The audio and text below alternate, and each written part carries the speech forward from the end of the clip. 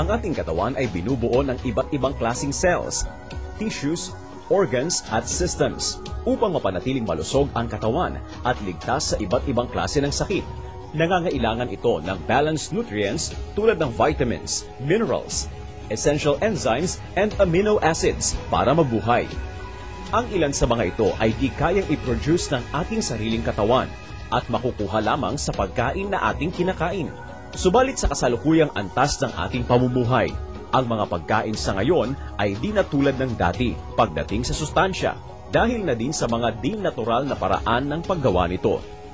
Kung halos lahat ng pagkain ngayon ay mababa na sa sustansya, meron pa bang ligtas na pagkukunan ng natural and balanced nutrition? Ang ating spirulina ay whole natural food na nagmula sa Mother Nature. Hindi ito sinangkapan o nilagyan ng iba't ibang nutrients mula sa laboratory, kundi natural na nabubuhay sa ating green ecological environment at hina-harvest sa malinis at tamang paraan upang mapanatili ang sustansya at kalidad nito. Ang 12 tabletas ng spirulina ay katumbas na ng organic at natural nutrients mula sa 3 kilong assorted fruits and vegetables.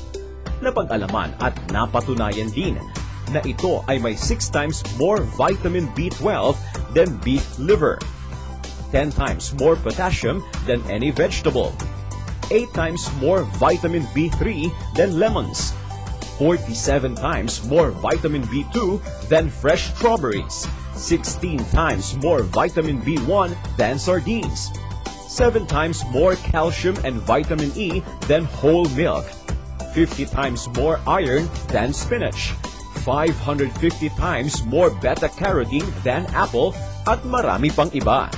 Kaya ano pa ang hinihintay niyo? For complete and balanced nutrition from natural whole food, eat our spirulina every day.